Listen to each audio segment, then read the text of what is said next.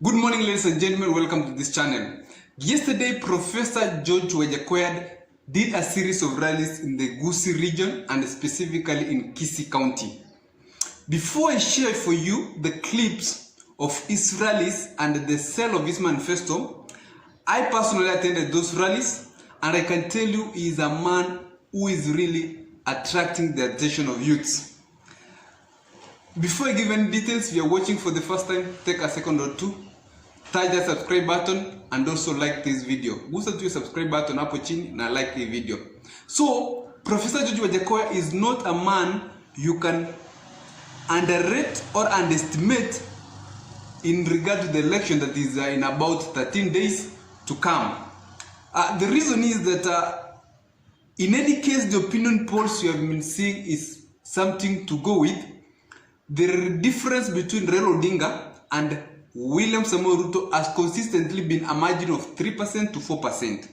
And Professor George Wajackoyah's margin has been 4%.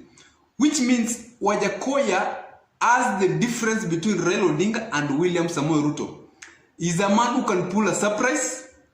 For instance, my viewer, if I ask you, what could happen if Wajackoyah said Raila Tosha today?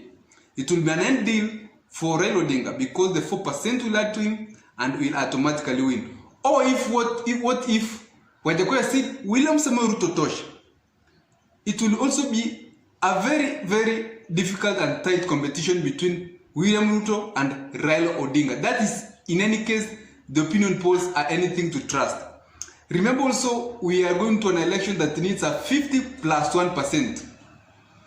Can Wajackoyah make the leading candidate maybe get 50% and fail to get the 50 plus 1 so that we go to a rerun again? So Wajackoyah is not a man to estimate. I want you to see how he attracted attention in places where he connected his rallies in Kisii region. Thank you for watching and always know to pacify people's minds.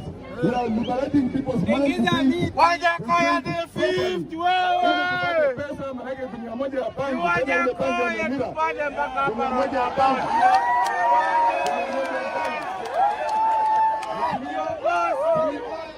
Million. Hao wachenzi wengine wameuliza kwa television anasema kuna mshenzi mmoja anakaa na meno kama ngiri huko kwa. Yeye anaambia watu Wajackoyah ni muongo.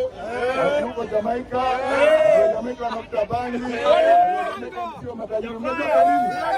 Bangi ya Jamaica ni kama tobacco, haina quality. Lakini the best quality of bangi in the entire world inatoka hapa Nyamira.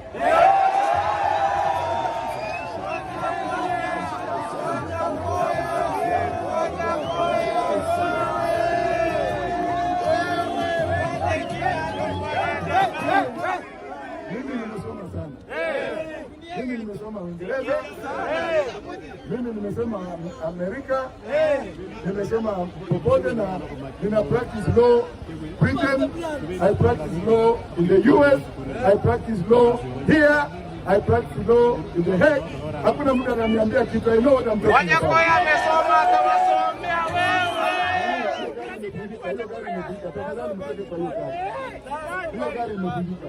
Na hii magari unaona tunatembea naye ile fiber.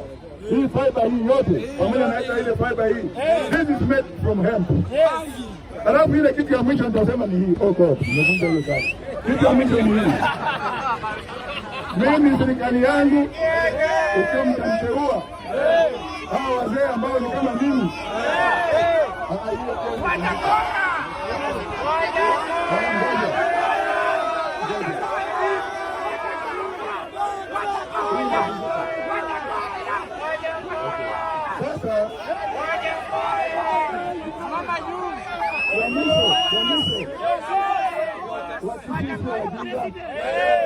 Ukienda Canada, kuna town ambayo yuko na mtu anaitwa Mogaka ambaye ni mayor wa hiyo town.